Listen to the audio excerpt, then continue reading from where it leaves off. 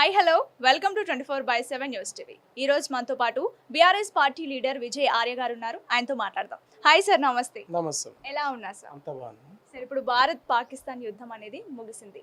ఇప్పుడు ఒక సంచలన ప్రకటన కూడా విడుదల చేశారు. సో దీని మీద మీ స్పందన ఏంటి సార్? ఈరోజు సంపూర్ణ అధికారాలు భారత ప్రభుత్వము మరి 3 త్రివిధ దళాలకు ఇచ్చి వెనువెంటనే విరమణ అనేది నిజంగా కూడా అది గొడ్డలి పెట్టు లాంటిది. విరమణ చేసేది లేకుండే. ఒకవేళ విరమణ ఎందుకు చేశారు అనేది భారత ప్రభుత్వం సమాచారం ఇస్తుందేమో, మనకు తెలియదు. ఇంకా నేను టీవీలు చూడలేదు. సో ఈ సందర్భంలో ఒకవేళ మనకు కావాల్సింది మన ప్రాంతం, మన భూభాగం, పీఓజేకి ఏదైతే ఉందో పాక్ ఆక్రమిత కాశ్మీర్ అని ఏదైతే చెప్పబడుతూ ఉందో అది భారత భూభాగం. మన భారత భూభాగంలో ఇన్నాళ్ళ నుండి 75 సంవత్సరాల నుండి మరి ఆతంకవాదుల అడ్డాగా ఈరోజు మన భూభాగంలో నడుస్తూ ఉంది.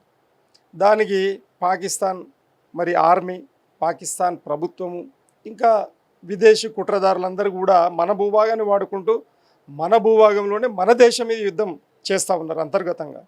అలాగా మరి అమాయక పౌరులను భారత ప్రభుత్వం చంపుతున్న సందర్భంలో మరి ఈరోజు భారతదేశ ప్రభుత్వం ఏదైతే మరి మొన్న మంచి నిర్ణయం తీసుకున్నది, మరి భారతదేశంలో ఉన్న అన్ని పార్టీలు కూడా మరి మంచి చేస్తున్నారని చెప్పి వాళ్ళకి సహకరించిండ్రు, అందరూ మద్దతు ప్రకటించిండ్రు. 3 రోజులు కూడా కాలేదు ఈరోజు విరమణ అని అంటే ఇది నిజంగా బాధాకరమైన విషయం. ఎందుకు అనంటే ఇంకొక 2 రోజులు యుద్ధం నడిచినా మన పీఓజేకే అనేది ఆక్రమిత కాశ్మీర్ మన కబ్జాలోకి వచ్చేది. ఎందుకంటే మన భూభాగాన్ని వాళ్ళు కబ్జా చేశారు అన్యాయంగా. మరి మన భూభాగాన్ని మనం తీసుకోవడంలో తప్పలేదు కదా. మరి ఆర్మీ ఆ పనిలో ఉంటే మరి ఆర్మీని ఆపాల్సిన బాధ్యత మరి ఈ విధంగా ఎందుకు జరిగింది అంటే దీంట్లో ఏమైనా కుట్ర దాగి ఉందా?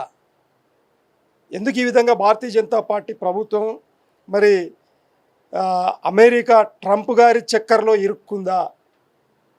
ఎందుకు ఈ విధంగా చేసింది? ఈరోజు నేననే పదాలు కూడా నిజంగా కూడా మరి army chief, navy chief, air force chief అంటే కామన్ పీపుల్ అండ్ మరి ఆ ఆర్మీ చీఫ్ ఏది air force chief and navy chief కూడా మా ఆలోచన విధానంతో ఉంటారు. అంటే మరి భారతీయ జనతా పార్టీ ప్రభుత్వము మరి ట్రంప్ గారి చక్కర్లో పడి మరి ఎందుకోసం యుద్ధాన్ని విరమించింది అనేది ఇది మాకు అర్థం కాదు. కాబట్టి ఇది నిజంగా కూడా ఒకవేళ కాల్పుల విరమణకు అమెరికా చక్కర్లో పడి, ట్రంప్ గారి చక్కర్లో పడి కాల్పుల విరమణకు మోదీ గారు సంతకం చేసినట్లయితే అది ఖచ్చితంగా దేశద్రోహం కిందకే వస్తుంది. ఎందుకు అనంటే మొత్తం యావత్ భారతదేశంలో ఉన్నటువంటి అన్ని రాజకీయ పార్టీలు రికగ్నైజ్డ్, అన్ని రాజకీయ పార్టీలు మద్దతు ప్రకటించాయి. ప్రకటించిన తర్వాత మళ్ళీ అన్ని పార్టీలతోటి మీటింగులు కూడా జరిగాయి. జరిగిన తర్వాత తీసుకున్న నిర్ణయాన్ని విరమణ అనేది కూడా అన్ని పార్టీలు ఒప్పుకున్న తర్వాత విరమణ చేయాలి. కానీ ముందే విరమణ చేయడం అనేది ఇది నిజంగా కూడా రాజకీయ కోణంలో దేశ రక్షణ వ్యవస్థ విషయంలో ఖచ్చితంగా ఇది తప్పిదమే. కాబట్టి మరి సమాచారం ఇంకా అందలేదు మాకైతే వ్యక్తిగతంగా. నేను కూడా చూడలేదు టీవీలు, కాబట్టి మీరు అడుగుతున్నారు కాబట్టి నేను చెప్తా ఉన్నా. ఖచ్చితంగా ఒకవేళ యుద్ధ విరమణను ప్రకటిస్తే మాత్రం ఖచ్చితంగా తప్పే. కాబట్టి మేమేమంటున్నాం, ఇప్పుడు కూడా సమయం ఉంది కాబట్టి మరి అన్ని పార్టీలతోటి ఆల్ పార్టీ మీటింగ్ చేసి అన్ని పార్టీల అధిష్టానాలు, రికగ్నైజ్డ్ పార్టీల అధిష్టానాలు తీసుకున్న తర్వాతనే విరమణ చేయాలని నేను డిమాండ్ చేస్తూ ఉన్నా.